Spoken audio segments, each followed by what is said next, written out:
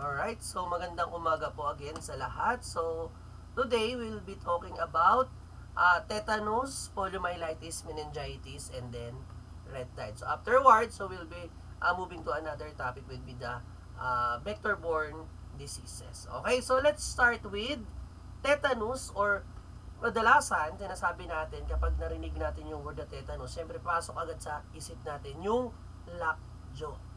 Okay, sabi natin, ano nga ba? Tetanus or lockjaw is an infectious disease caused by what? It is caused by what we call your Clostridium tetani. So, a common soil bacterium that produces very potent exotoxin with prominent systemic neuromuscular effort manifested by generalized spasmodic contraction of the skeletal muscle. So, once you are infected with Clostridium tetani, so ano daw yung naapektuhan dito? So, ang naapektuhan is yung muscle. So, ibig sabihin, nagko-contract or tumitigas yung muscle ng isang tao once you were infected by a Clostridium tetani. And tetanus is fatal up to 60%.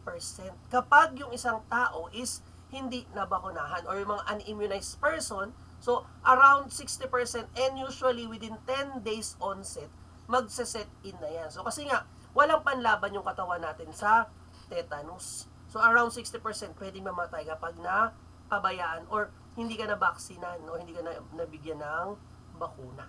Okay, so sabi nga natin kanina, the etiologic agent is your Clostridium tetani, which is a gram-positive and anaerobic. So, this organism do not require oxygen for life and reproduction. So, ibig sabihin, kahit walang oxygen, dumadami. Diba? Hindi kagaya ng ibang mga bacteria, diba? Pwede sila, kailangan nila ng oxygen para dumami. So, they are round terminal spore with slender body, giving the bacterium a drumstick appearance. And, ano pa daw yan?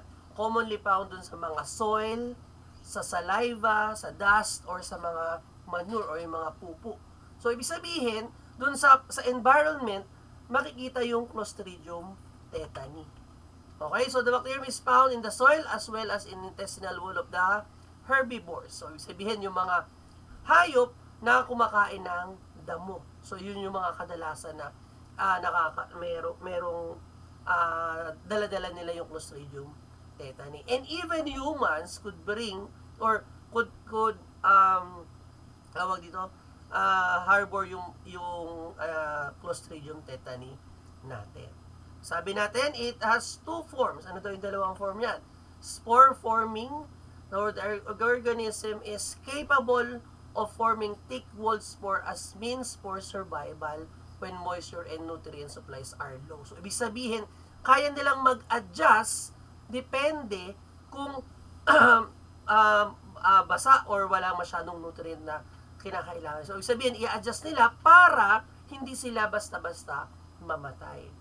And sabi nga dito, despite being anaerobic, the Clostridium tetani can survive on soil or on any suitable surface because they are of the spore that protects them. So, ibig sabihin yun yung nagpo-protekta sa yung spore na yan para mabuhay sila ng matagal. Kahit walang oxygen, walang nutrients na kailangan. Next form is what we call the vegetative form. When the environments become favorable for microorganism, they return to their vegetative form. So, ito yung magpapadami sila or yung paano sila paano sila nagpapadami or nagmumultiply. Diba? Sabi nga, while multiplying, Clostridium tetani releases two types of exotoxins, which is both of them are very potent and intensely toxic to humans and other animals when formed in the tissue and or when it's injected. So, ganun siya mabilis magpadami. So, meron tayong tawag na tetanus spasmin or tetanus spasmin is a responsible for muscle spasm and sometimes revert to neurotoxin. So, ibig sabihin, ito yung nagkakos nung spasm dun sa mga muscle nung infected na tao or humans ng mga Clostridium tetani. Or pwede rin po yung tetanolysin. Ano namang ginagawa pag tetanolysin? It will destruct your red blood cells. So, sisirain niya yung red blood cells o yung RBC natin by, increasing the permeability of the cell membrane through lysis. So, sinisira niya. So, what will happen pag nasira yung RBC, di ba? The RBC is the part of our blood that carries yung hemoglobin, which is the oxygenated or the oxygen part of our blood. So, yun yung magiging problem. Di ba? So, it's either tetanus plasmin, which is magkokontrol ng muscle, or sisirain niya yung red blood cells natin. Okay? So, ano nga ba ang incubation period? So, the incubation period is 3 days to 3 weeks kapag adult. So, medyo matagal, di ba? So, kaya halimbawa, na-infect ka today, so hindi pa pwedeng after 3 days pa or more bago lumabas yung sintomas sa'yo. Okay? Or 3 to 30 days naman kapag mga neonates. So, tandaan, pati bata po pwede ma-infect po ng mga ng Clostridium tetani. So, generally, the further the injury site is from the CNS, the longer the incubation period. So, ibig sabihin, kapag mas malayo sa central nervous system para ma-access niya yun, mas matagal yung incubation period. Pero kung mas malapit, halimbawa, natusok ka malapit sa spinal cord mo, malapit sa brain mo. So, ibig sabihin, mas mabilis lalabas or mabilis magpapadami yan and mas mabilis or mas marami yung makikita natin na mas severe yung symptoms na lalabas kay patient. Okay? So, paano nga ba natin nakukuha? How is it transmitted? Diba? So, normally, sabi, the mode of transmission is through punctured wound. So, yan yung kadalasan. Basta nasugatan, doon yung portal of entry nila. Diba? Na ano daw, yung mga sugat na contaminate ng mga dust na present si Clostridium tetani, yung lupa, or yung animal. Diba? So, pwede rin po sa hayop. Alam mo, dinilaan nung hayop yung sugat or kinagat ka. Diba? Pwede rin po yan. Basta carry or dala-dala nila yung Clostridium tetani. Rugged traumatic wound or burns. So, pwede rin yan yung mga nasugatan, na trauma, crash injuries. Diba? Yung mga na aksidente. Kasi diba, pwedeng present dun sa pinangyarihan ng aksidente. Diba? So, pwede rin yan. And ito po yung sa bata. Yung umbilical stump in newborns can be infected with Clostridium tetani. Diba? Especially kapag ano daw, babies delivered with faulty cord dressing or those born to mothers without tetanus toxoid immunization. So, ibig sabihin, we need to make sure that yung pangkat ng cord is talagang sterile. Diba? Mamaya na kinakalakalawang na. And, kaya nga po sinama rin po ang tetanus toxoid sa immunization for mothers or for pregnant women para pag nag-deliver sila ng baby, ma-avoid natin tong, anong tawag natin dyan, yung neonatal tetanus. Diba? So, kaya kailangan. Alala pa yung vaccination or tetanus toxoid immunization for mothers, diba? 5 na doses, diba? First dose is as early as kung kailan na-note or nalaman na buntis. Then after a month, second dose, diba? Yung TT1, TT2 hanggang TT5. So, pag first pa lang, diba, wala pang immunity. Diba? Tapos second dose, magkakaroon na. Tapos after third dose, 5 years, fourth dose, 10 years. Pag naka-5th year, lifetime immunity 99%.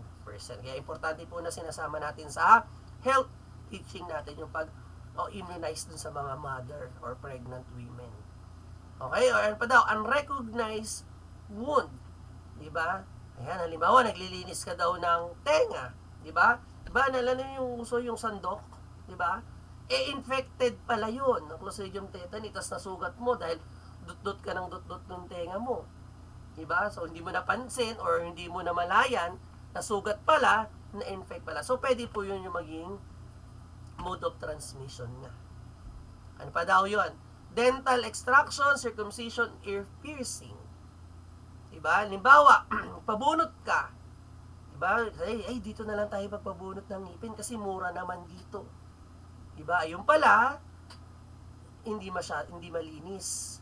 Diba? So, we need to make sure na talagang, clean yung mga ginagamit. Diba? Ayan, pati yung sa pagpapatuli. Diba? Or yan, yung mga mahiling magpabutas ng tenga. Pero ngayon, maganda kasi ngayon, diba? At least pag nagpapabutas ngayon, di ba, yung hikaw na mismo, yung pinambubutas, di ba, may mga ganun na silang ginagamit. So, mas nalilesen na yung, kasi dati uso, manual, di ba, karayom, tapos lalagyan ng sinulid, yan. So, pwede po mag-cause or pwede maging mode of transmission ng Clostridium tetani natin.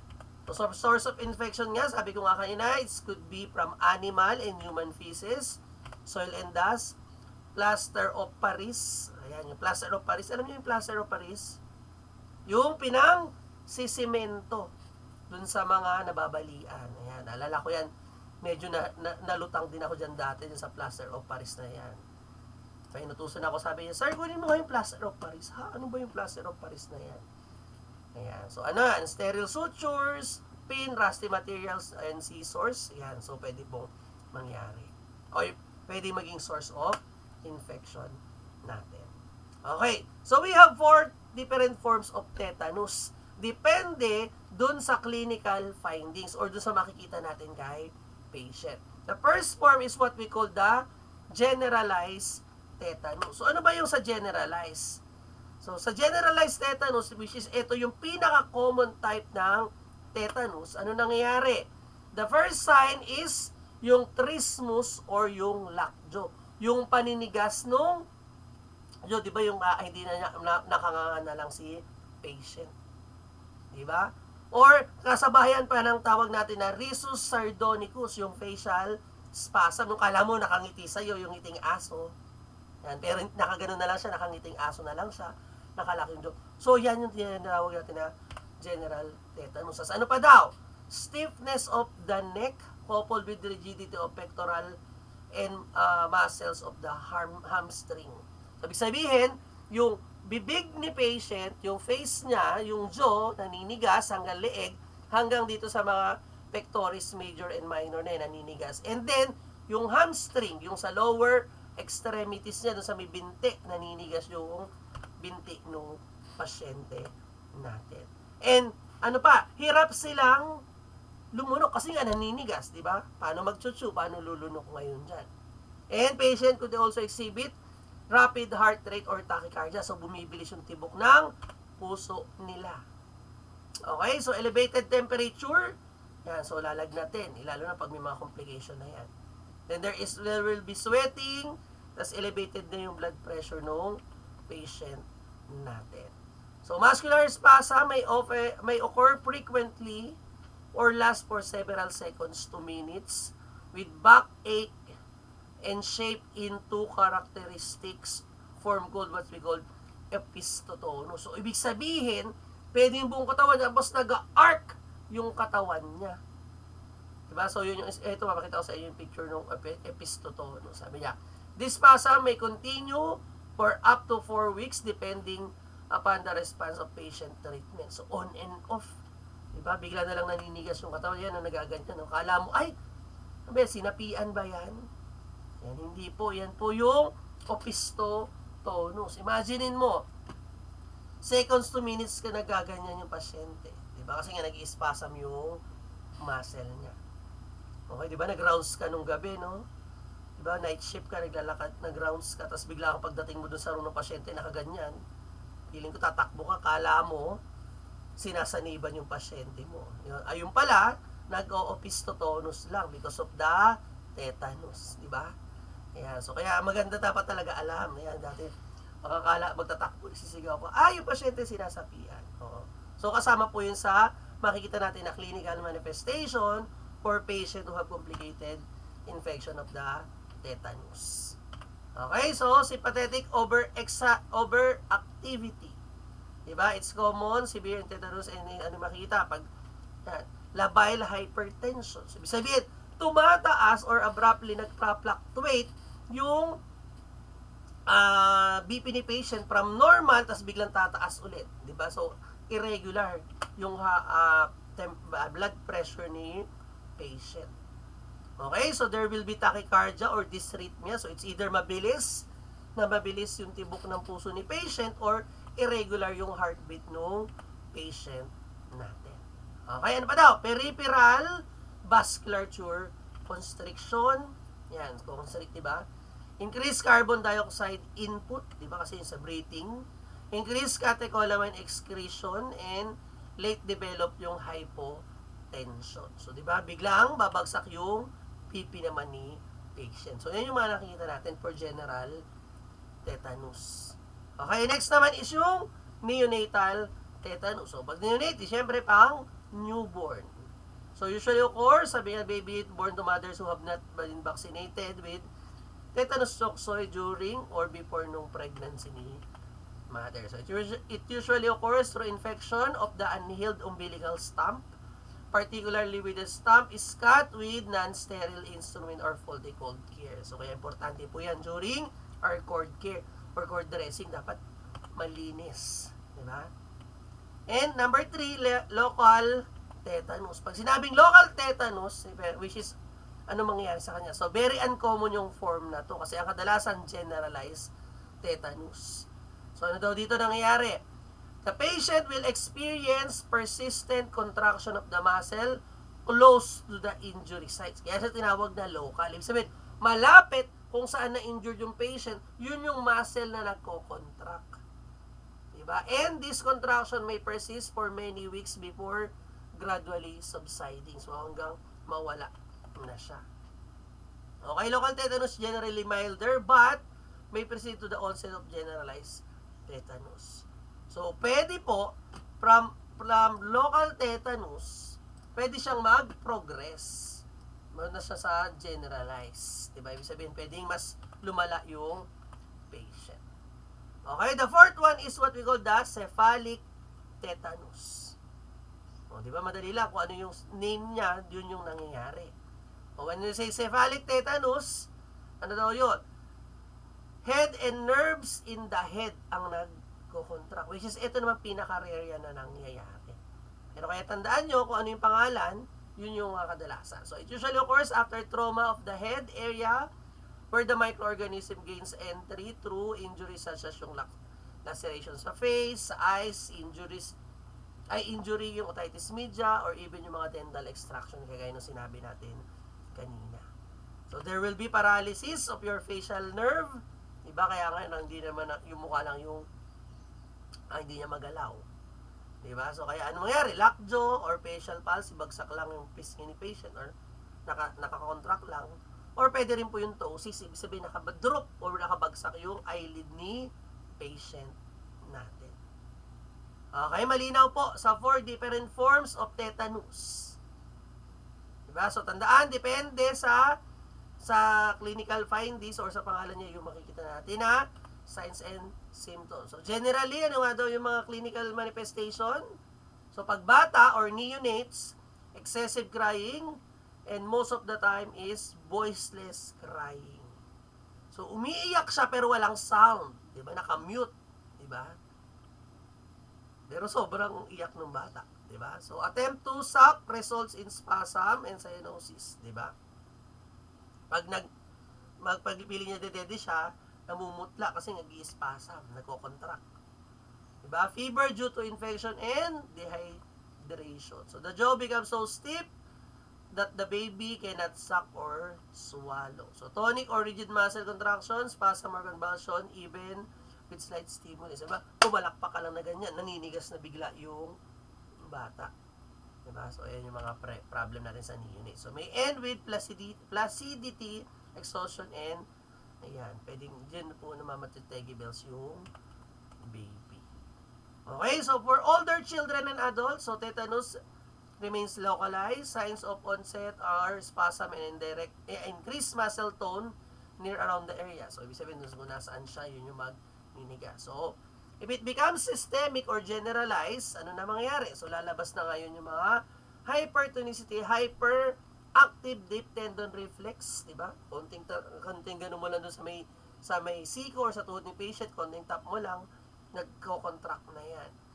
Diba? Tachycardia, profuse sweating, low-grade fever, and painful involuntary muscle contraction. So, pag nag-contract yung muscle niya, masakit. Diba? Mas masakit pa yan yung sa parang pinupulikat.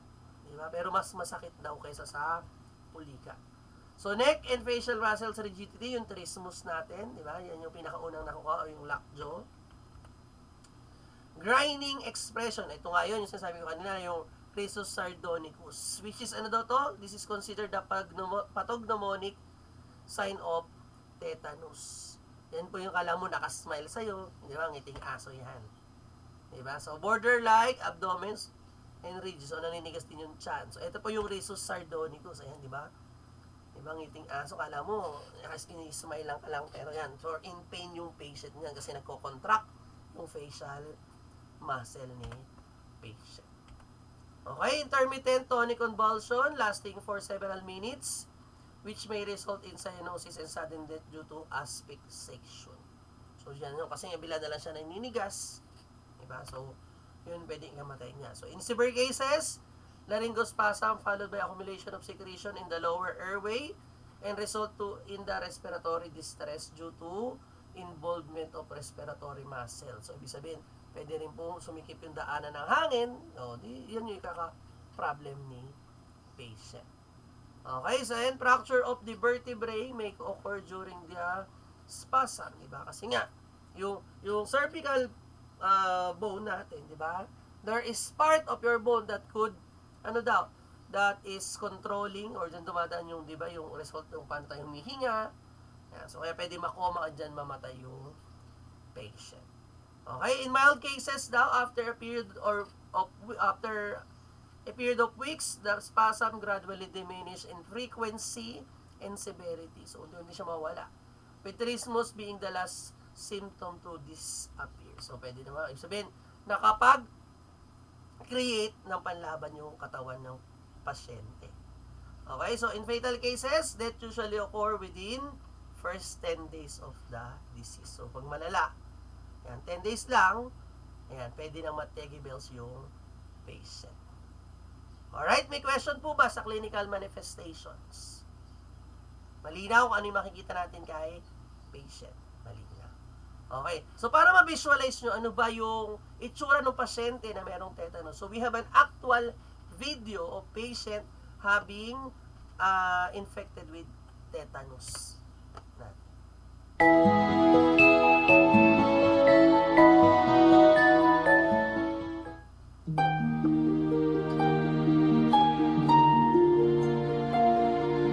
Actual video po yan. Yung mga contraction ng muscle at yung motivation.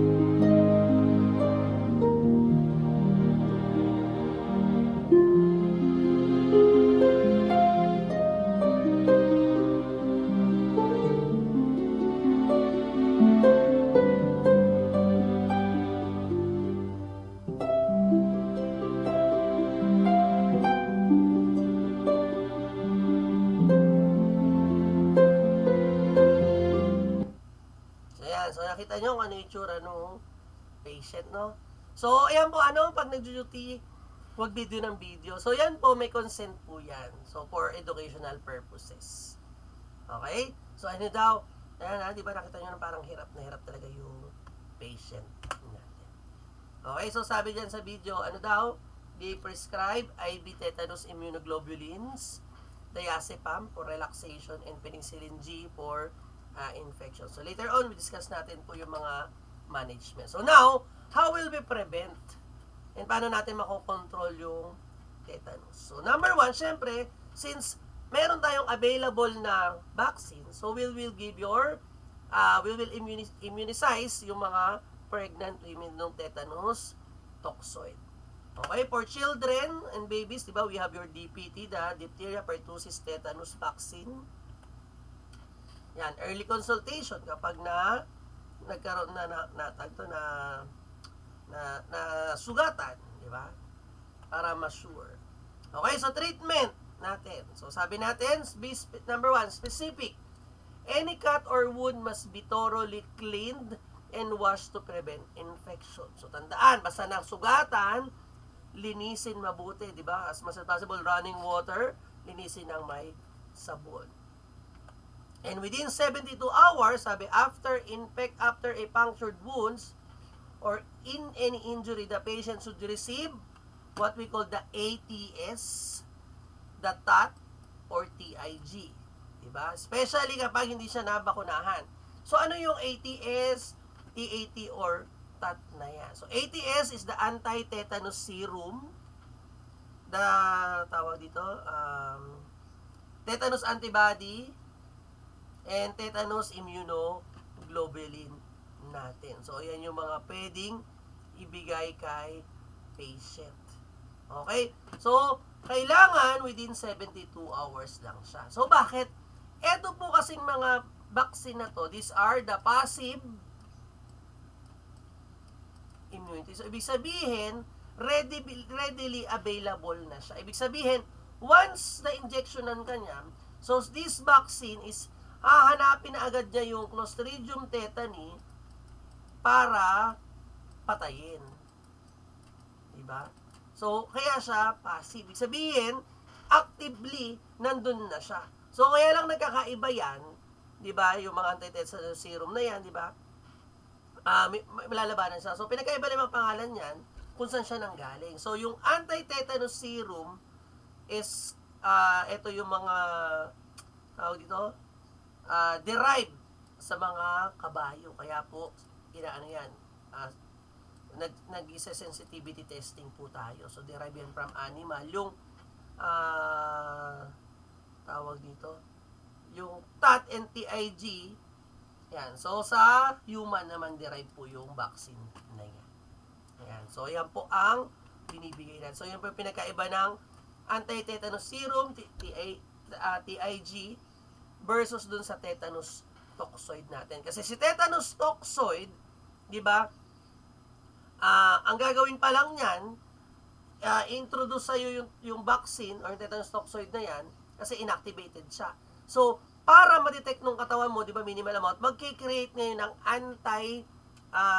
ng panlaban yung katawan mo with regards to tetanus. So, kaya, matagal yung effect pa nito. Di ba? Kaya kapag kakasugat pa lang or ka-accident pa lang, so, ang binibigay po natin anti-tetanus serum or immunoglobulin, tetanus toxoid immunoglobulin, tetanus immunoglobulin versus sa tetanus toxoid. Pero, same po yan na ibibigay kay patient. So, eto pong ATS at TAT, units po tayo dyan. So, ayan, pwedeng bibigay sa'yo 3,000, 4,500. So, depende din minsan yan sa timbang. Okay, pero, bibigyan pa rin po yan ng tetanus toxoid na 5.5 cc IM. So, tandaan na, kapag pareho siya ibibigay, magkaibang site po i-inject, wag sa magkamodyo. So, left and right po natin ibigay. Okay, may question po dito sa first treatment natin. Malinaw? With regards to tetanus, anti-tetanus serum and tetanus toxoid. Malinaw po? Sure? Sige. So, paano naman kapag non-specific treatment? So we could give antibiotics or penicillin or metronidazole. This is to prevent bacterium from multiplying and producing toxins. So, kaya bibigyan pa rin siya ng antibiotics. So, we can also give oxygen inhalation, diba? Kasi nga, diba, naghihirapan. O, feeding through NGT. Kasi, diba, nag-spasm, di siya makalunok. O, tracheostomy. Yan. Kasi kung nahihirapan na humingi pasyente, syempre, kailangan lagyan ng airway.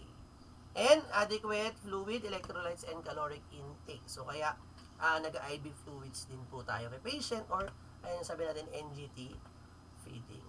So, in treating muscle spasm, stiffness, patient may prescribe, ano daw? We can give you mga anti-convulsant. Diba? Kasi muscle, relaxant siya plus yung muscle. So, what we give is your diazepam or volume para mag-relax yung muscle ni patient. And also, it reduces yung anxiety ni patient. Kasi po, sedative din po yung mga diazepam natin. So, ibig sabihin, magre-relax yung muscles, makakatulog yung patient. That's why, binibigyan po ng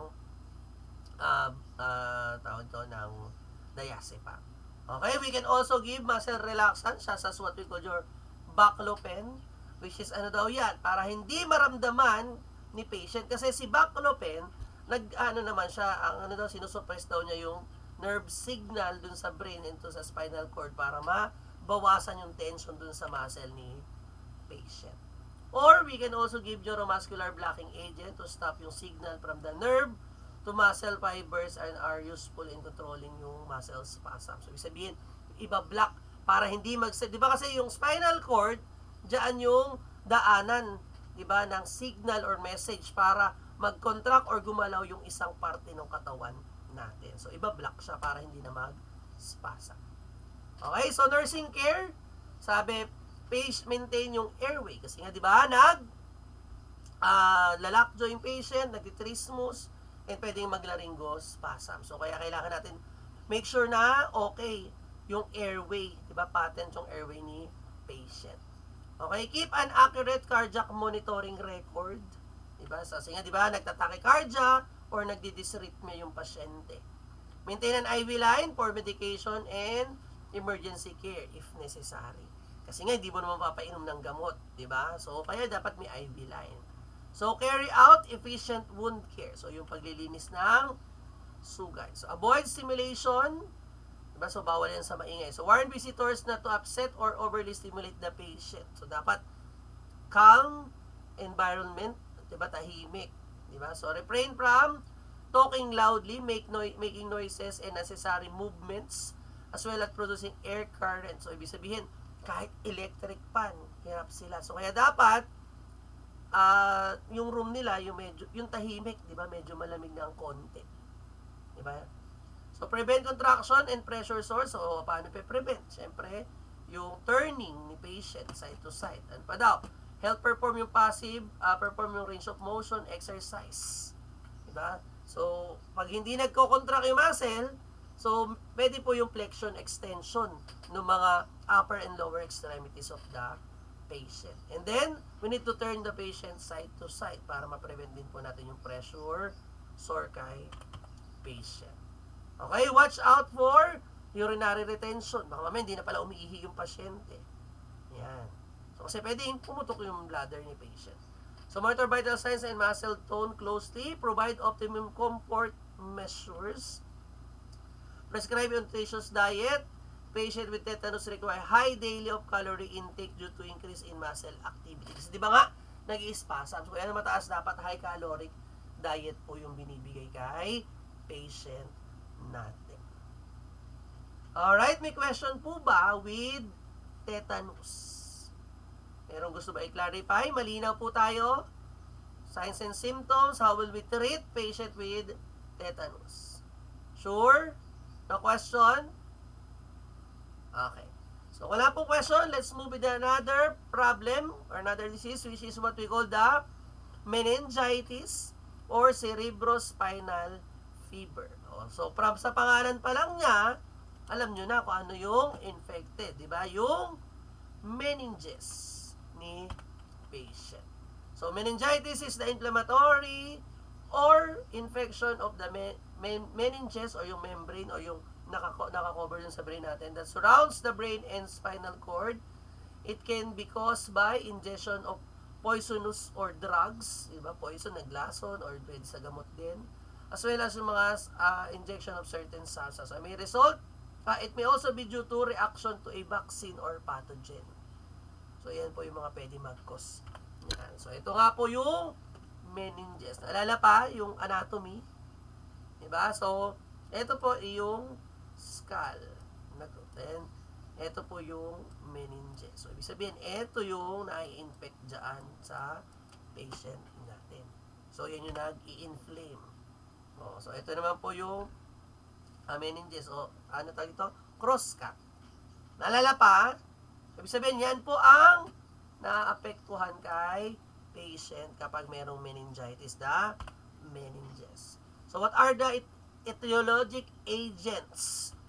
Diba? So, meron po kasi tayong tinatawag na viral meningitis, refer to aseptic meningitis. So, sabihin, virus ang nag-cause niyan. So, ano mga virus? Yan, enteroviruses, like Coxsackie virus, arboviruses, poliovirus, mumps virus, adenovirus, measles virus, varicella zoster virus. So, pwede po yan mag-cause ng meningitis pag virus. We also can have bacterial meningitis. So, bacteria. So, Haemophilus influenza, type B, Neisseria meningitidis, or Streptococcus pneumoniae. Pwede rin po yan kay patient. Or Streptococcus agalactiae. Yan. So, pwede po mag-cause ng meningitis. And even your TB bacilli could cause bacterial meningitis. Okay, meron din tayong fungal meningitis, which is the rarest form. So, usually people who have weak immune system, yun yung magkakaroon niyan. Chemical meningitis, so ito po, can cause by inflammation or inflammatory reaction from certain medication or procedure yan. Or pwede rin pong cancer meningitis. Ibig sabihin, kumalat na yan. So, cancer cells invade the meninges na mismo. Yan yung pinaka-masakit. Okay, di ba? So, ang dami. Pero lahat, anong ginagawa niya? So, ini-inflame pa rin niya or namamaga yung meninges ni patient. So, incubation period, and variable with extreme limits being set from 1 to 10 days. So, mode of transmission, so, yan. So, a mother can pass group B Streptococcus or Escherichia coli to her baby during labor and birth. So, pwede po yan. Yan. So, yun ang mga Streptococcus pneumoniae, Haemophilus influenza, Neisseria meningitis through droplet. Diba? Kasi pwedeng na-sneeze, umubo, diba, natsingan. So, people can get E. coli by eating foods, diba, prepared by people who did not wash their hands well after using yung toilet. So, pwede rin po yan. Respiratory droplet through nasopharyngeal mucosa or by direct invasion through otitis media. Yan, diba? So, ingat po yung mga naglilinis ng tenga. Kanina, tetanus, pwede rin pala meningitis. Okay, so manifestations, ayan, tandaan, fever, severe headache, and then stiffness of the neck. Diba? So, para din siyang tetanus. Pero ito naman, naninigas yung leeg ni patient. Diba? Tapos nilalagnat, tapos sobrang sakit ng ulo. Kasi nga, imagine mo, namamaga yung meninges, ba't di sasakit yung ulo ni patient? So, benign syndrome. So, in addition to hallmark symptoms, are vomiting. Yan. So, usually, ano daw yan? Projectile vomiting. So, pag nagsusukay pasyente, mataas yung talsik niyan. Diba? Yung kala mo pinigil, diba? Yung mga lasing dyan, diba?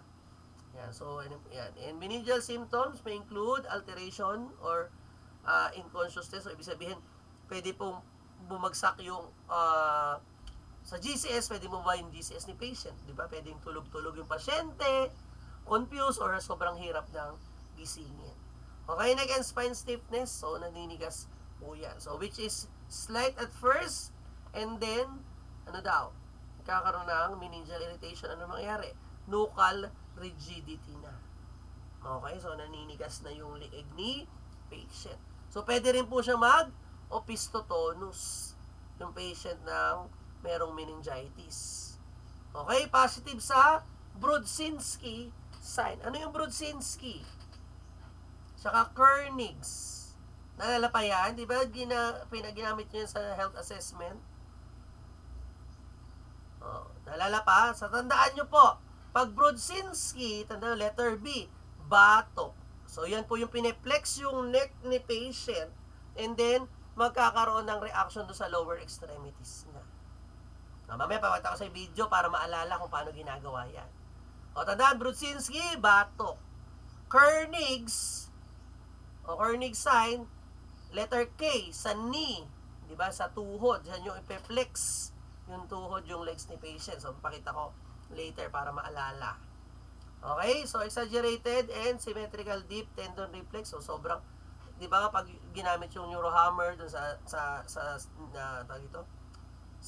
tuhod ni patient or dun sa siko, di ba, mabilis react yung kanyang muscle. So ito again, episiotonus.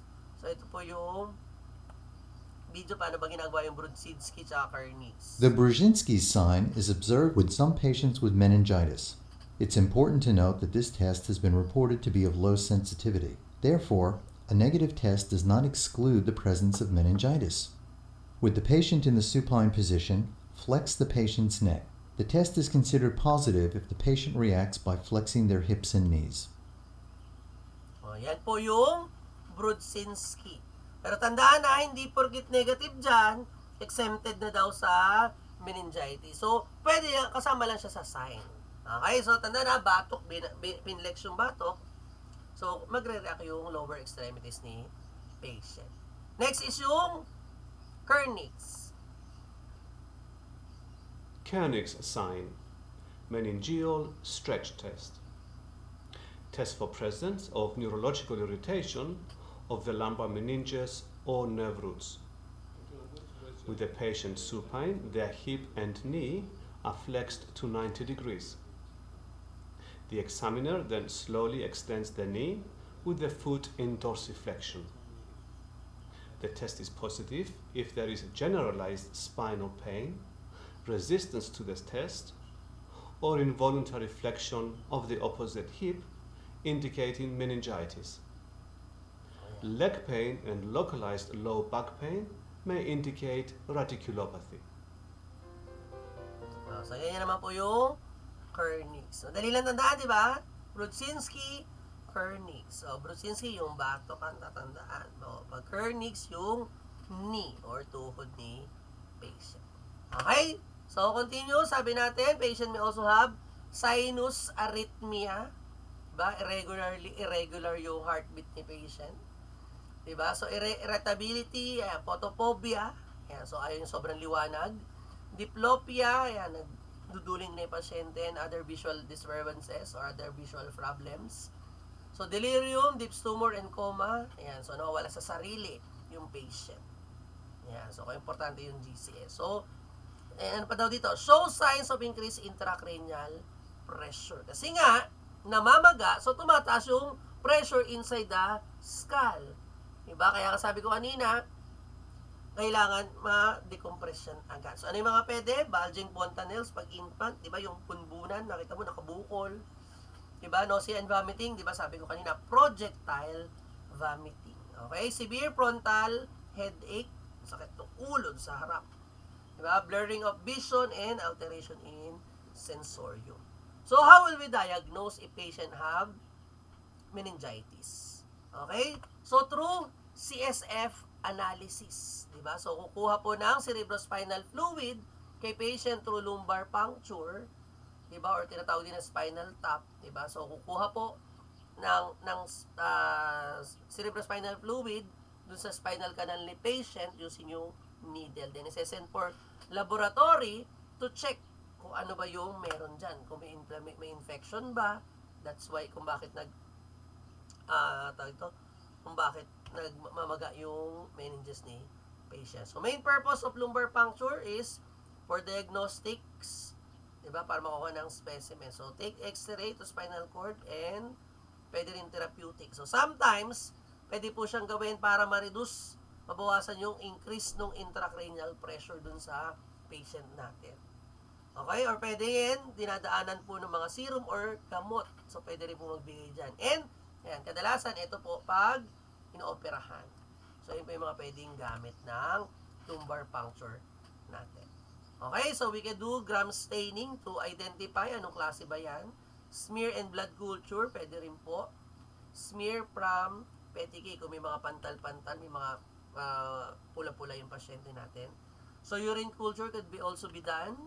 CT scan and or MRI of the head, di ba? Para makita how is it affecting yung patient o yung brain ng pasyente natin. So, how will we prevent meningitis? So, there are several vaccines are available to protect against certain types of meningitis. So, meron tayong influenza vaccine, di ba? Haemophilus influenza type B for babies. Anti-pneumonia, di ba? Yung mga pneumococcal vaccine para ma-prevent na magkaroon ng ma-acquire ng Neisseria meningitidis or Streptococcus pneumoniae. Okay, teach client with chronic sinusitis or other chronic infection about importance of proper and prompt medical treatment. So, hindi po, yan yung kadalasan iba, ay hindi, talagang ganito ako pag umaga, sinisipon ako eh. Diba? So, baka mamaya kasi meron na rin infection niya. So, mahalaga po, or as much as possible, magpa-check po para sure tayo. Diba? Kesa yung, sasabihin mo, ay hindi, okay lang yan. Yan. So, check po pag sobrang tagal na nung sipon na yun, ay mawala. So, treatment, tandaan, if it is left untreated, meningitis has mortality rate of 70 to 100%. Diba? Laki ng chance mong mamatay kapag hindi ginamot. Yan. So, kung gusto mo naman, payaan mo lang. So, treatment includes appropriate antibiotic therapy, siyempre vigorous supportive care. Siyempre, kung antibiotic, kung bacterial yung problem, Pag virus, syempre antiviral drugs yung ibibigay sa kanya. Okay, antibiotics usually given for 2 weeks. O, ganyan katagal. Diba? Ang normal na antibiotic natin is 1 week lang. Pero sa kanila, 2 weeks. So, diba? Followed by oral version of ampicillin, cephalosporin, triaxone, aminoglycosides. Yun po yung mga binibigay sa kanila. So, other medication can also be given. Yan, digitalis or yung digoxin natin for arrhythmia. So, ano nga daw yung nursing consideration before giving digitalis? Diba, check ano yung check? Heart rate ni patient, diba? Oh. Diuretics, diba? Such as yung mannitol. Ito naman po para ma-decrease yung pamamaga dun sa brain ni patient. So, anticonvulsant or sedative to reduce yung restlessness or convulsion ni patient. Yan. So, at acetaminophen or paracetamol to relieve yung headache and fever of the patient. So, as a nurse, ano yung mga tatandaan natin? Or ginagawa natin? Yan. Assess neurologic condition of the patient. So, vital signs. So, importante yung GCS. GCS, ilan nga yung highest for GCS? Yes. Highest score is 15. Lowest score is 3. Okay, walang 0 ha. So, ibig sabihin, from 15, kapag bumababa po yung GCS ni patient, ibig sabihin, nagde-deteriorate. There is problem. Yan. So, kailangan po, hindi bumaba. Diba? So, ano pala? Observe his level of consciousness and check for signs of increased intracranial pressure. Like, blocking o bed covers. Wala na sa sarili. Yan. Projectile vomiting, seizure, and changes in motor function and vital signs of the patient. Kasi nga, pag mataas yung pressure, di ba, nako-compress po yung brain ni patient. So, ibig sabihin mo, ito lang, imbis na may space siya, di ba, namamaga po. Tapos, mataas yung pressure. So, mako-compress yung brain. So, watch out for deterioration of the patient condition. May signal yung impending crisis. So, ibig sabihin, pwedeng mategi or pwedeng ma-intubate yung pasyente natin. So, monitor fluid balance. Maintain adequate fluid intake to prevent dehydration. But we need to avoid fluid overload din naman. Kasi nga, lalo mamaga, pwede magkaroon ng cerebral edema. Baka dun mamaga naman. So, dapat balance lang. Okay, so measure central venous pressure as well as yung intake and output of the patient. So, watch out for adverse reaction of antibiotics. Siyempre, yung mga other drugs. So, avoid yung IV infiltration din, tsaka phlebitis. Diba? So, check lagi yung IV site. Hindi pag tumutulo, okay na. Okay, position the patient carefully to prevent joint stiffness and neck pain. Yan. Turn him or her often to avoid yung mga pressure source or respiratory complications. So, yan. So, ROM ulit tayo. Range of motion. Tapos, turn. Yan. So, parang hindi na nagkaka-dead zone. So, maintain adequate nutrition and elimination. Siyempre, kasama yung pag-poops din, pag-ihi. Ensure patient's comfort. Provide reassurance and support to the patient and the family. Follow strict aseptic technique when treating patient with head wounds and scala. Yan. So, yun may hirap, no? Pag mga may sugat. So, kailangan follow up. So, isolation is necessary, especially if nasal culture is positive. Kasi pwedeng makahawa, kaya dapat bantayan mabuti. Complication, ayan. So, pwede magkaroon ng subdural effusion. Ibig sabihin, pwedeng magkaroon ng accumulation of fluid dun sa mismo brain ni patient. Ayan. Hydrocephalus. Ibig sabihin, dadami yung fluid, so tandaan yung hydrocephalus, hindi po lahat ng may hydrocephalus lumalaki ulo, no? Pag adult na, hindi na yan lalaki kasi nakaklose na yung mga suture. Pero pag infant, which is nagsisimula pa lang po mag-close yung mga suture niyan, yun yung lumalaki yung ulo. Pero may hydrocephalus na hindi lumalaki. So, ang dumadami lang dyan yung fluids. Diba? Tumataas yung CSF. Kaya sinabi na hydrocephalus. So, pwede pong mag-cause maging deaf or mute yung patient. Blind. Pwedeng isang mata or dalawang mata. So, otitis media and mastoiditis, pneumonia and bronchitis. Ayan po yung mga complications when it comes to meningitis natin. Hi, may question with meningitis. May question? Meron po ba? Sure, wala? Okay. Sige. So, next natin would be red tide. Ayan, ano yan? Red tide. O, hindi po menstruation yan. Okay, so red tide, this is a phenomenon caused by an algal blooms during which algae become so numerous that they discolor coastal waters, hence name. So, ibig sabihin, sumobrang dami yung algae dun sa tubig. Diba? So, kaya siya na-red tide kasi parang namumula yung water. Diba? Sabi, the algal bloom may also lotion of toxic naturally illness in humans and other animals. So, it's caused by a population explosion occurring microscopic plankton, especially yung mga dinoflagellates. Ibig sabihin siya yung sumobra ng dami yung mga yaan. Yan. So, yan yung nangyayari. So, etiologic agent is your Gaialox tamarinensis. Gaialox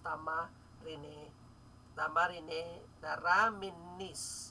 Diba? Found sa mga Atlantic coastal. Gaialox catinella, Pacific West Coast. Diba?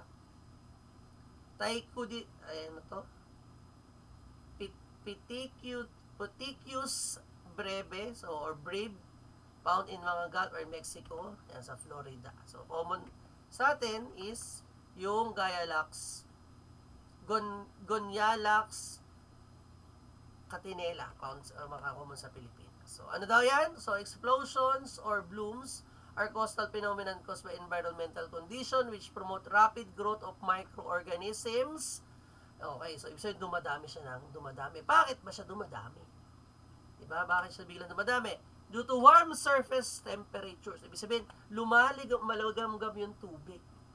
Ano ba? High nutrient content. Diba? So, mas mabilis sila magpa-dami. Ayan. Low salinity or calm nung sea. Ibig sabihin, tumabang.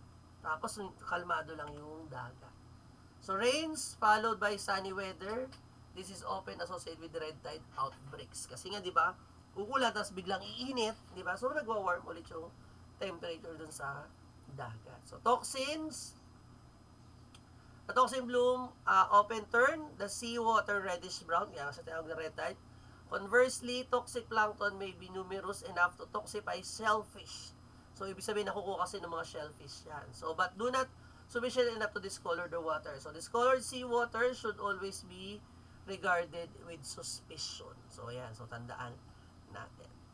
Okay, so kapag may red tide, seafoods are not safe to eat.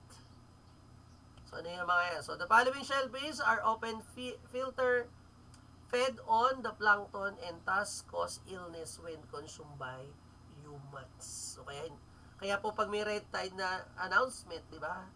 Bawal kumain ng mga shellfish. Diba? Quahog, soft shell clams, oysters, yan. Mussels, scallops, moon snails. Yan. So, pwede po yan. Ang exempted daw Yan. So, dito kasi na kinukuha yung mga toxin na yan. So, pwedeng kumain ng lobster, crab, shrimp, and fish kapag may red tide. So, kadalasan, tandaan na yung mga shellfish. Hindi shellfish, no? Yung shellfish.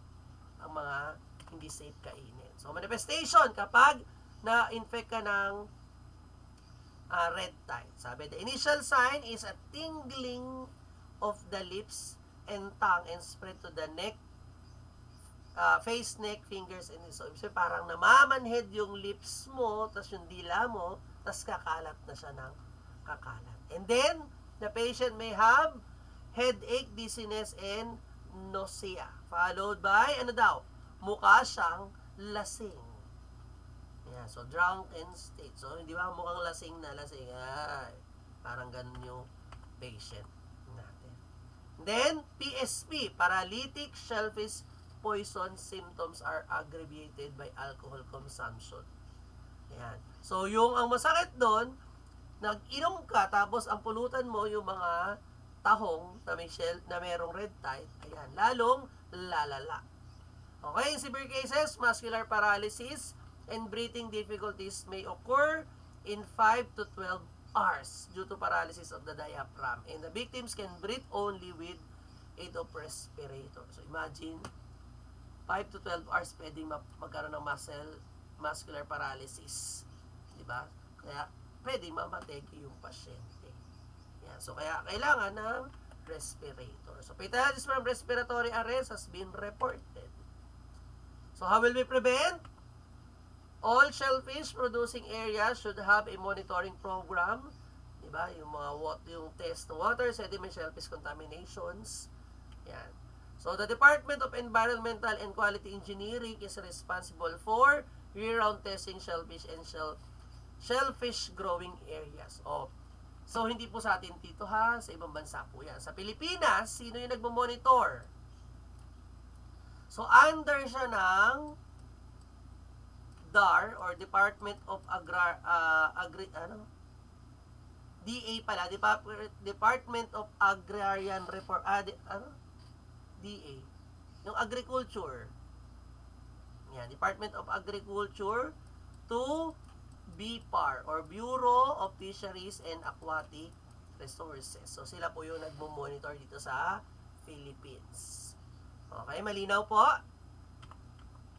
Yan. So, when dinoflagellate blooms are subside, shellfish purify themselves of toxins. So, when testing indicates a return to safe levels, areas are reopened. So, ibig sabihin, hindi porket na-infest na yung mga shellfish doon during the red tide, hindi na sila pwedeng kainin forever. So, pwede po. Kasi kapag nawala na yung mga algae na bumaba na siya, inire-release din ng mga shellfish yung mga toxins na yon. So, kaya pwede maging safe. So, if accidental ingestion of toxin shellfish is suspected, seek medical attention immediately. Kasi nga pwede mamatay in 5 to 12 hours. So, recreational shellfish gatherers should look for posted warnings and pay close attention to local media. So, yan yung mga mahilig, yung mga manguha-nguha lang, di ba? Yung, ano lang nila, hobby. Ayan. So, kailangan keep updated.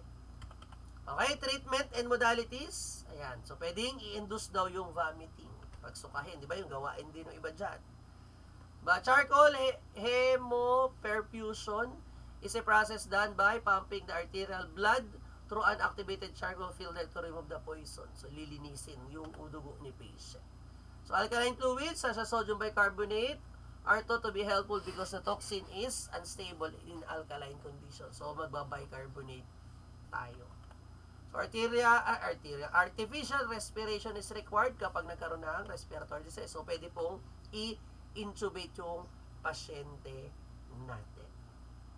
Okay, malinaw po ba sa red tide? Meron po bang clarification, questions with regards to red tide? Sure? Sige. So, tuloy na natin. This will be the last problem muna. Tapos, after this, magbe-break po muna tayo. Napasarap ng diretso ng salita si Sir. Sige. So, next natin will be the poliomyelitis. O, mas kilala na polio, di ba? So, infantile paralysis or Handmaiden disease. O, doon na tayo sa polio. Diba? Para mas madali. Okay, poliomyelitis is an acute viral disease that usually affects children and young adults. So, kadalasan bata. So, it is caused by poliovirus. It is characterized by inflammation of the motor neurons of the brainstem and spinal cord, resulting to motor paralysis, followed by muscle atrophy and sometimes permanently disability. Kaya yung iba yung nakita nyo yung mga na-polio, yung lumiliit yung lower extremities nila, and yung iba hindi na nakakalakad.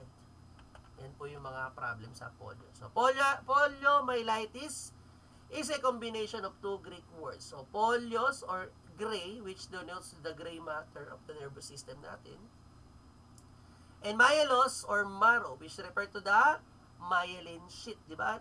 Naalala pa, di ba, si myelin sheath dyan po dumadaan or dyan dumadaan yung mga signal from neurons going to dun sa papunta dun sa mismo spinal cord natin. So, ibig sabihin yan yung nasisira sa poliomyelitis. So, refer to myelin sheath that covers the fibers. So, Post-Polio Health International. So, ayan po ibig sabihin. Okay? So, paano nga ba yung history ng polio na yan? Diba? So, dati, papakita ko sa inyo yung video gaano naging malala yung polio. Diba? So, yung polio kasi para siya naging COVID din dati. Okay? So, kindly watch the video para tingnan nyo kung gaano kalala yung polio before maimbento yung vaccine. The COVID-19 pandemic is triggering some familiar feelings among Americans of a certain age. They've been here before. Our cover story is reported by Rita Braver. Sorrow, fear, hospitals overwhelmed, closures, all due to the deadly coronavirus, and all hallmarks of another deadly and mysterious virus that terrified Americans starting at the turn of the 20th century, polio. One huge outbreak in New York City, June 1916. Panic soon begins. Those who can pack their bags and prepare to leave town. Thousands hurry toward the piers and railroad stations. As Walter Cronkite recounted in this 1958 CBS News broadcast, that was just the beginning. After World War II, polio became an ever greater national threat. The 3-year statistics run 50,000 polio cases, 103,000 cases, 122,000 cases. Where will it end?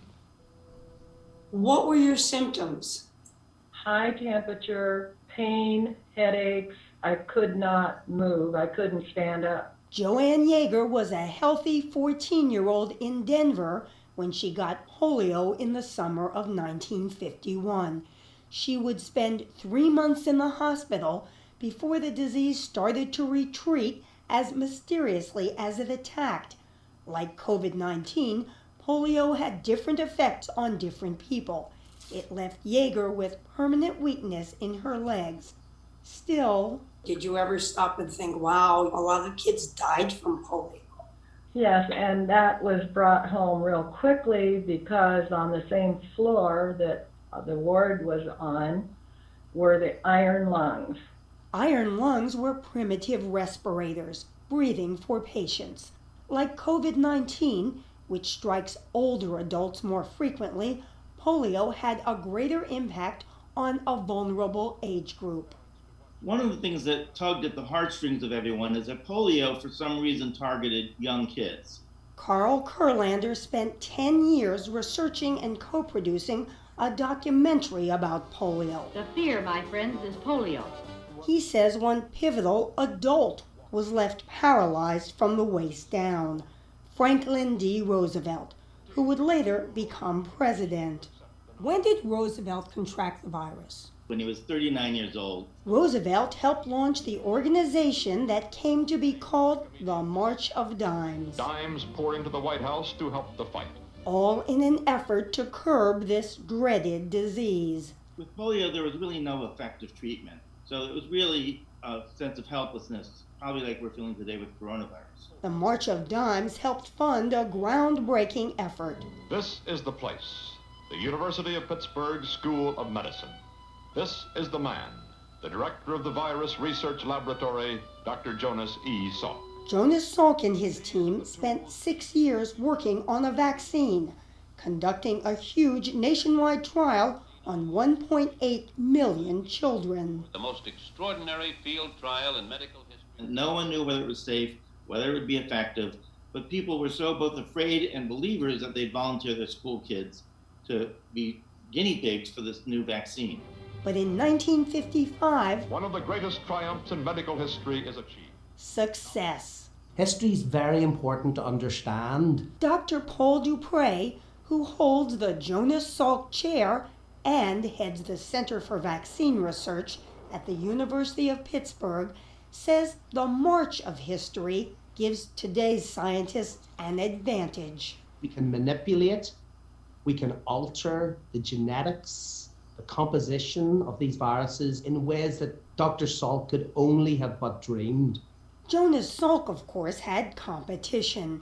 Dr. Albert Sabin developed an oral vaccine a few years later. Now Dr. Dupré, who's trying to adapt the measles vaccine to combat the coronavirus, is one of scores of researchers around the world all working toward the same goal. Competition is something which drives innovation, but there's another C. We need to be collaborative. And that's not just colleagues in the United States, that's colleagues all over the world. The FDA just approved an emergency treatment for COVID-19, but the greatest hope is for a vaccine. Dupré and his team are already testing theirs on mice, and elsewhere human trials have begun, several already showing great promise. Do you feel that the public is really behind scientists in the way they were behind those looking for the polio vaccine? I do. I think it's hard in an instantaneous world that we live in. Everything needs to be done yesterday. It's hard to be patient, but I think strong leadership, clarity from scientists helps the public understand that we are doing our best to defeat this virus. Neither Jonas Salk nor Albert Sabin and their teams personally profited from their discoveries, as Salk explained to CBS's Edward R. Murrow. Who owns the patent on this vaccine? Well, the people, I would say. There is no patent. Could you patent the sun? 65 years later, with polio all but eradicated, it remains to be seen if the creators of a coronavirus vaccine will feel the same way. As for 83-year-old Joanne Yeager, who still lives with the effects of polio. What lessons do you think we can learn if we study the polio epidemic? That we can be survivors of some of these illnesses, and we can come out as better people. Historian Carl Kurlander. We've got to have belief in the scientific community. Joni Mitchell and Neil Young had polio, Francis Ford Coppola, Itzhak Perlman, and ordinary people. Once they came through this disease, they were able to really become the best they could be. And I think that we're at our best when we work as a country and as a world to defeat the unseen enemy.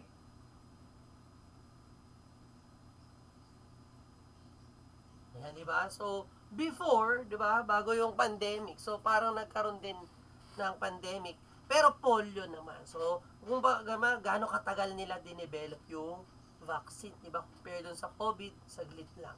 Diba? Kasi nga, because of the advancement of technology, diba? Tingnan mo naman dati. Okay, so going back, so etiologic agent for polio is poliomyelitis is your poliovirus.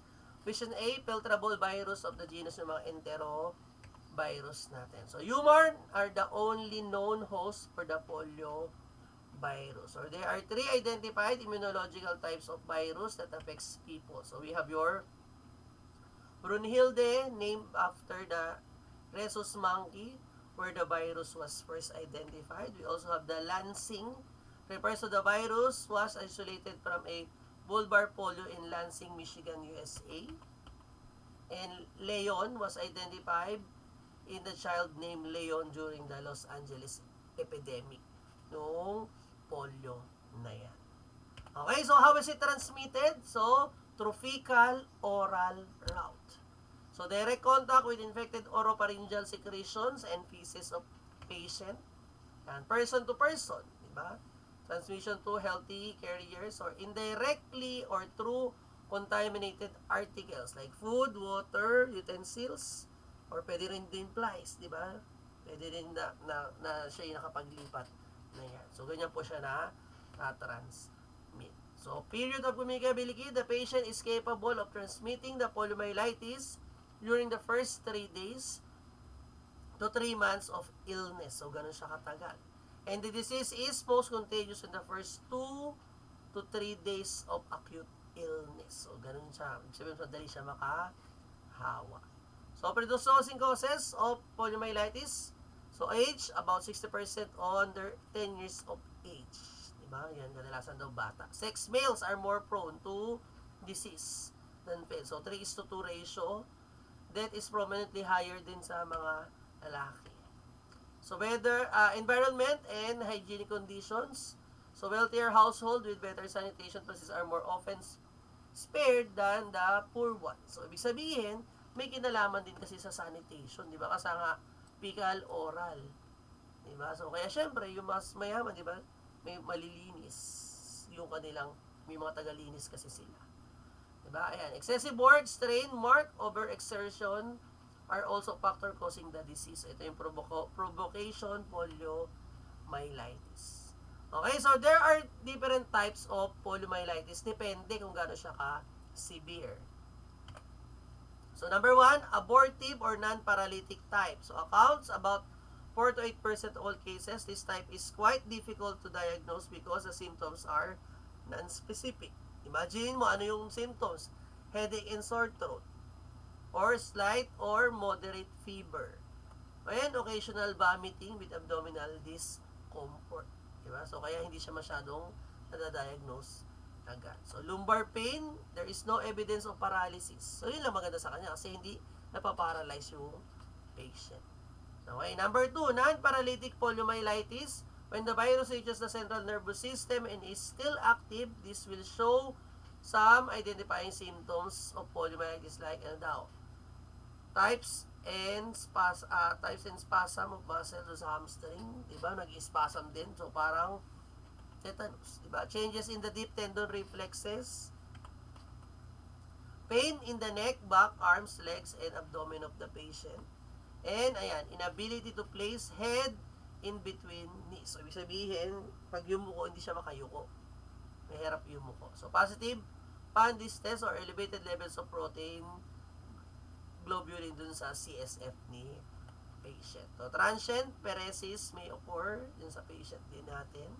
And, still no evidence of paralysis. So, dalawa. Yung first 2, wala pang paralysis. So, the number of nerves involved are insufficient to result in weakness. Almost 50% of clients afflicted with this type gets well and recover without significant paralysis. So, ito yung pinaka-okay na type. And ito po yung pinakamahirap naman. So, paralytic poliomyelitis. So, this type affects large number of nerve cells, thus the muscles they innervated are unable to move. So, ito na yung nagkakaroon ng paralysis si patient. So, ano yung napaparalyze? Pwede yung lower extremities or pwede yung arms or pwedeng both. So, the muscle of respiration may also be affected. Yan. So, ibig sabihin, pati yung respiratory muscle affected. So, mahirapan huminga yung pasyente. So, there are 3 types of paralytic poliomyelitis. They are classified according to location in the CNS where the virus settled. Ibig sabihin kung nasaan. So, bulbar polio. So, virus is nandun sa medullary area. Diba? So, the patient will primarily manifest the following signs and symptoms. Difficulty in speaking, swallowing, because diba yung motor neurons yung affected dun sa brainstem natin. And this therefore, it weakens the muscle supplied by the cranial nerve, especially yung cranial nerve number 9, yung glossopharyngeal, and your cranial nerve number 10. So, kaya, swallowing and speaking yung affected sa kanya. And, there will also facial paralysis, pharyngeal or ocular muscle. So, pwede yung mga maparalyze dun sa patient natin. So, hypothalamic dysfunctions, are manifested by impaired regulation of, ayan, positive Hone sign. So, yung hirap siya kontrolin yung leeg ni patient na yung ulo niya. So, parang nag-headbang. Ayan. So, this sign is manifested when patient is elevated in position and head lag. So, bumabagsak yung leeg ni patient. So, regurgitation of food through nasal passages, putting patient at risk for aspiration pneumonia. So, bumabalik yung pagkain niya. So, pwede siyang mag-aspirate. Pwede nga magka-pneumonia. Okay, encephalitic manifestation of observed about 30% of patient bulbar poliomyelitis. And bulbar type usually develop rapidly and more serious. So, mabilis lang siya, saka yan yung mahirap. Okay, next type. Spinal paralytic poliomyelitis. So, pag sinabing spinal, di sa spinal cord. So, paralysis occurs in the muscle innervated by the motor neurons of their spinal cord. So, spinal paralytic poliomyelitis is divided into 3 forms. Diba? Tatlong hinati pa ulit. Higher spinal paralytic poliomyelitis. This form occurs when virus localizes at the upper portion of the spinal cord where nerves control your respiration. So, ibig sabihin, anong nerve? Ay anong sa spine, di ba? C1 to C6. Di ba? C tapos thoracic 1 to 12. Tapos lumbar.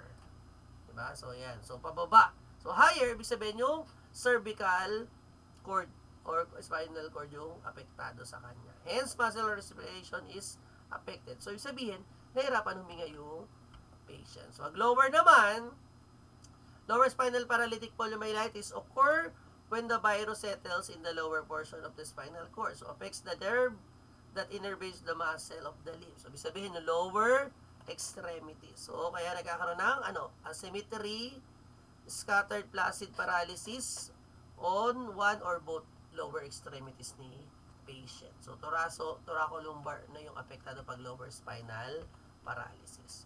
So, there will be less tendon reflex, the whistle of the muscle dun sa may hamstring, sa legs niya. Hypersensitivity to touch. And autonomic involvement manifested by excessive sweating. And there will be urine retention, constipation, and abdominal distension. Basta, tandaan nyo kasi dyan, pag lumbar or thoracolumbar, pababa, yun yung apektado dyan. So, ibig sabihin yan yung hindi gagana. Diba? So, kaya yung mga manifestations na makikita kay patient. And letter C, ito naman, pinagsama, bulbospinal. Neurons both of the brainstem and spinal cord are involved. So, including the muscles that innervate. So, yun yung mahirap. So, tandaan yung mga types ng poliomyelitis. Isipin nyo lang kung saan siya. Di ba? Depende sa part niya, yun yung lalabas na symptoms kay patient. Di ba? Kagaya halimbawa, pag bulbo, di ba sabi nasa brain. So, imagine mo, ano yung mga apektado. Pag spinal, anong part ng spinal cord yung apektado. So, yun yung mga lalabas na symptoms. Okay? So, kaya wag pumali ito. Medyo madami siya, pero pare-pareho lang na poliomyelitis.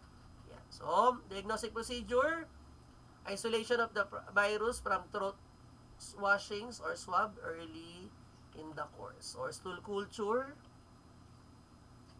from cerebrospinal fluid, pwede rin po yan. Yan yung mga pwede nating gamitin na diagnostic. So, how is it prevented? Yan. Immunization, di ba? We have your oral polio vaccine. Ayan. Proper disposal of the gastrointestinal tract secretions. Ayan. So, huwag kung saan. Isolation and ayan, implementation of standard precautions natin, di ba? When handling mga patient or handling ng mga secretions. Ayan. Sanitation of the premises and proper food handling to avoid yung contamination of by flies, di ba? Yung pag-prepare din ng pagkain. Okay, so treatment. Diba? So, since may headache, back pain, legs, so analgesics. Pero tandaan na, bawal sa kanya ang morphine. Bakit bawal ang morphine kay patient? Bawal si morphine. Kasi nga, nagkukos ng respiratory depression. Diba? Diba pwedeng apektado po yung muscle of respiration sa patient na merong poliomyelitis. So, lalong din na nakahinga yung pasyente. Diba? Moist heat application to reduce muscle spasm and pain. So, warm compress. So, bed rest. Paralytic polio requires rehabilitation using yung physical therapies. Ayan, so naglagay ng mga braces or corrective shoes. In some cases, yung inooperahan pa po sila. Ayan, kasi nga, di ba, nagpaparalysis or lumiliit, di ba, yung lower extremity. So, there is no cure for polio. However, it can be prevented by vaccine. So, ibig sabihin, kapag na-infect ka ng polio, so, ang management natin is symptomatic management. Ibig sabihin, kung ano yung symptoms, ano yung nakita ng patient, yun yung ima-manage. Diba? Ba't yung time pang ma-infect ka kung mayroon namang available na immunization or vaccine. So, therapies and antispasmodic drug can improve mobility but they cannot reverse the permanent paralysis. So, kumbaga, re-revise lang nila, tutulungan lang nila na mag-improve yung pakiramdam ni patient, di ba? Or mag-improve na konti, pero hindi na babalik sa dati. Okay, so nursing management. So, carry out enteric isolation. So, tandaan, enteric isolation, di ba? Hand washing, gloves, gown, mask. Tapos, after, hand washing ulit. So, observe patient carefully for signs of paralysis and other neurologic damage. So, perform neurologic assessment at least once a day, but do not demand any vigorous activity. Huwag patakbuhin. Pwede naman yung simpleng GCS, ma-assess mo na yan, di ba? Yung galaw nyo nga po yung legs nyo, ay mga ganun lang naman. So, check blood pressure regularly, especially kapag bulbar poliomyelitis, kasi pwede tataas bigla yung BP niya. So, watch out for signs of fecal impaction due to dehydration and immobility. Yan. So, tumigas na doon yung pupo, nagbara na lang doon. Okay, so give sufficient fluids to ensure adequate daily output of the patient. And prevent occurrence of pressure sores. So, tandaan, side to side, turning side to side. Skin care, di ba? Reposition patient frequently. Keep dry din yung bed natin. So, prevent spread of disease. So, syempre, paano? Hand washing. Walang kamatayang hand washing. So, hot packs nga or warm compress, di ba? Para mabawasan, di ba, yung pain, ma-relieve yung pain yung nararamdaman ni patient. Dispose patient excreta and vomitus properly. Yan. So, provide emotional support both for family and patient. Diba? So, kailangan lagi naman ganyan. So, maintain good personal hygiene, particularly oral care and skin care of the patient. Okay, and the last is meron tayong tinatawag na post-polio syndrome. So, ano naman yan? So, ito yung sabi, polio may recur even after a person has recovered. So, this can occur after 15 to 40 years. So, kaya tinawag siya post-polio syndrome. So, most symptoms niyan, so, continuing muscle and joint weakness with pain ulit. Diba? Biglang magkakaroon ulit siya. So, easily exhausted or fatigue yung pasyente and muscle wasting and atrophy. Difficulty of breathing, diba? And or swallowing. So, low tolerance temperature ay nagkakaroon ng depression yung patient natin. Okay, may question po ba sa polio? May clarification, concern? All good? Okay, so kung wala pong question, so thank you so much for listening. Ayan, so ano sabi dito? Don't stop until you're proud. Ayan, di ba? Kasi konti na lang, di ba, matatapos na po yung semester, di ba, kasi nasa final period na tayo, so konti na lang, matatapos na yung MS, o second sem na, di ba, so, kaya